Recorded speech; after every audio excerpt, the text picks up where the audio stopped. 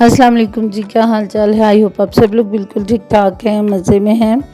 तो जी ये वाला जो व्लॉग है ये सारा इसमें मैं आपको बताऊंगी कि गाल ब्लैडर में जो स्टोन्स होते हैं वो रीज़न्स भी बताऊंगी कि बनते क्यों। और फ़िलहाल मैं आपको अपने साथ उस जर्नी पे लेके जा रही हूँ कि जहाँ से मेरे गाल ब्लैडर की सर्जरी स्टार्ट हुई। अभी मैं हॉस्पिटल में पहुँच गई हूँ। CMH सियालकोट से मैंने अपना ऑपरेट करवाया है।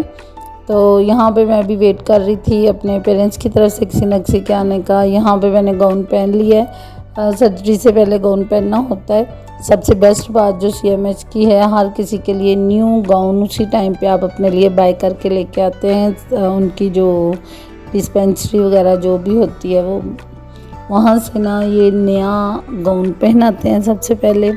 और फिर जी उसके बाद आपका सारा इंटरव्यू लिया जाता है कि कोई पहले से ही मैं यहाँ पे क्योंकि चेकअप वगैरह करवा गई थी, मेरे टेस्ट सारे हो चुके थे। तो अचानक से मेरी शदीद तकलीफ़ के बाद ना मुझे इन्होंने सर्जरी के लिए बुला लिया था। यहाँ पे मेरी सर्जरी हो चुकी है और यहाँ पे जो मेरे पास सिर्फ एक ही अटेंडेंट को रुकने की इजाज़त थी और वो मेरी सिस्टर हैं बड़ी जो मेरे पास रुकी हैं। मेरे से बड़ी वाली जो हैं वो मेरे पास रुकी हुई हैं। तो यहाँ पे मेरी सर्जरी हो चुकी थी, थोड़ी सी मतलब मैं सेट हो गई थी। यानी फर्स्ट डे गुजर चुका था सर्जरी का, शाम को उन्होंने मेरी सर्जरी की और ये नेक्स्ट डे है। यानी नेक्स्ट डे तकरीबन 11 साढ़े 11 का टाइम है। तो 11 साढ़े 11 से भी पहले का टाइम है, यानी तकरीबन नाश्ते का टाइम है। तो मैं आपको बताती हूँ अब कि क्या मसला हुआ था मुझे जब मेरा छोटा बेबी पैदा होने वाला था इब्तिहा, जो कि अब 1 साल कोई 4 माह का है। तो अहमद जब पैदा हुए थे तो उस टाइम पे मुझे थोड़ी पेन होती थी और मेरी सांस बंद होती थी। तो मुझे लगा कि शायद प्रेगनेंसी की वजह से ये सारा कुछ हो रहा है। और फिर उसके बाद जब इब्तिहा आज पैदा होने वाले हुए तो प्रॉपर मुझे शदीद किस्म की पेन होती थी। ये भी उन्होंने मुझे हॉस्पिटल से डिस्चार्ज कर दिया। तो अम्मी की तरफ से अम्मी आई थी, बाजी आई थी, तो वो लोग मिलने आए थे। तो वो भी अब वापस जा रहे हैं, बिल्कुल लास्ट मोमेंट्स पे ही अम्मी वगैरह आए थे। तो वो जा रहे हैं वापस और हम लोग वापस लाहौर आ रहे हैं। बहुत इंसिस्ट किया था इन्होंने मुझे कि मैं उधर चलूँ, गुजरात चलूँ मैके में, लेकिन मैं अपने बच्चों के साथ अपने घर पे रहना चाहती थी। तो इस वजह से फिर बड़ी भाभी मेरे साथ आ गई, बड़े भैया आ गए, उनके बेटे आ गए। लेकिन ये कि मैं फिर अपने घर पे रुकी, मैं गुजरात में नहीं रुकी, मैं ना अपने घर आ गई थी। हॉस्पिटल का बताऊँ तो आपको पता है CMH हॉस्पिटल है, बहुत ज़बरदस्त किस्म का मिलिट्री कंबाइंड हॉस्पिटल्स होते हैं, बहुत प्यारे हैं। कुछ आपको इन सीन्स से समझ आ जाएगी कि कितना ज़बरदस्त हॉस्पिटल है। इंतज़ाम बहुत अच्छा, पेशेंट्स के साथ बहुत ज़बरदस्त किस्म का इनका। जो अब मैं आपको बताऊं कि मैं लाहौर से सियालकोट में क्यों गई सर्जरी के लिए, तो उसकी रीज़न ये थी कि लाहौर में मैंने बहुत सारे चेकअप करवाए थे। बट बिलीव मी, जैसे फ़ारूक हॉस्पिटल है, डॉक्टर्स हॉस्पिटल है, मैं काफ़ी बड़े बड़े हॉस्पिटल्स में गई थी। बट बिलीव मी जो की जो क्वालिफ़िकेशन थी ना वो जब मैं मैच करती थी तो जो यहाँ पे CMH में जो डॉक्टर थे ना, डॉक्टर यासिर सईद, हाँ, उनके साथ मैचिंग किसी की भी ना वो नहीं थी, डिग्रीज नहीं थी। तो फिर मुझे ज़्यादा जो भरोसा है वो इन पे हो गया। क्योंकि फर्स्ट ऑफ ऑल जो मैंने लाहौर में चेकअप करवाया था, डॉक्टर ने मुझे कहा था कि आप ना इसमें स्टोन्स भी हैं आपके गाल ब्लैडर में, तो इस ओके वो आपके लिए नुकसानदेह नहीं है, आप उनको छोड़ दें, आप जस्ट स्टमक की दवाई खाएं। इतना बड़ा बड़ा यकीन जाने कि मुझे आज तक नहीं समझ आई कि उस डॉक्टर ने कैसे ये बात कह दी थी। और कहीं छोटी जगह पे नहीं, वो डॉक्टर चुगताई लैब में बैठा हुआ था इधर जौहर टाउन में, ठीक है। खैर अब ये था कि उसके बाद मैंने जिस चीज़ को भी चेक करवाया उन्होंने यही कहा कि गाल ब्लैडर आपका ना रिमूव होगा। तो फिर जब मैंने डिसीजन लिया रिमूव करवाने का, तो पहले फ़ारूक हॉस्पिटल से सोचा था कि वहाँ से ऑपरेट करवा लेते हैं।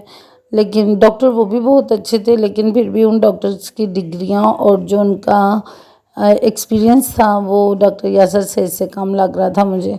अभी हम लोग ये हॉस्पिटल से ही निकल रहे हैं, इतना बड़ा माशाल्लाह से ये हॉस्पिटल है। तो अहद जब हम लोग वापस आए तो फिर मैंने अपने मियाँ से कहा कि नहीं, हम सियालकोट से ही करवा लेते हैं, क्योंकि मुझे उन पे ज़्यादा एतबार है। डॉक्टर यासर सईद जो हैं वो ज़्यादा वेल क्वालिफाइड हैं, तो हम उनसे ही करवा लेते हैं। तो इस वजह से फिर ये तो रीज़न थी कि हमने लाहौर की वजह से सियालकोट को क्यों प्रेफर किया, तो डॉक्टर की वजह से प्रेफर किया था। अभी हम लोग वापस आ रहे हैं, अपने घर वापस आ रहे हैं। तो ये रास्ते की फुटेज है।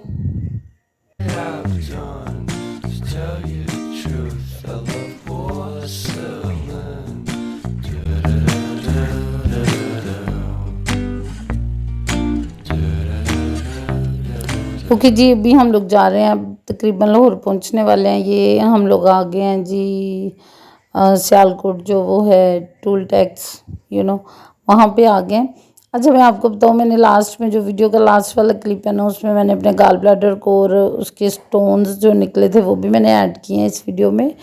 तो उनको ऐड करने का ये मकसद था कि मेरी सारी भांजियाँ वगैरह जो हैं वो सारे कह रहे कि किस तरह के आपके स्टोन्स थे, क्या था, तो वो हमें दिखा दें। अच्छा, मेरे अब्बू की जब सर्जरी हुई थी मैंने तब देखा था, बहुत बड़े साइज़ में स्टोन था, एक ही था, और जैसे उसके सींग बने होते हैं ना, सुई की तरह लदा तरीके से उसके ना सींग से निकले हुए थे। फिर मेरी सिस्टर का गॉल ब्लैडर का हुआ तो उसमें छोटे छोटे से पीसीस थे। तो मेरा जो हुआ ना, मेरे तो प्योर जैसे बजरी के पीसेस होते हैं ना, वैसे मैं आगे आपको बताऊंगी। अभी हम लोग घर पहुंच गए हैं। तो ये मेरा बेटा आया सबसे पहले मिलने के लिए। मैं देखना चाहती थी इनके एक्सप्रेशंस क्या थे, ये देखें जी।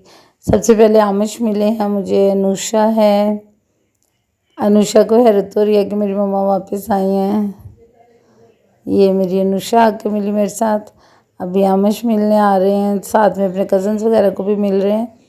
तो ये आमिश मेरे साथ मिले हैं।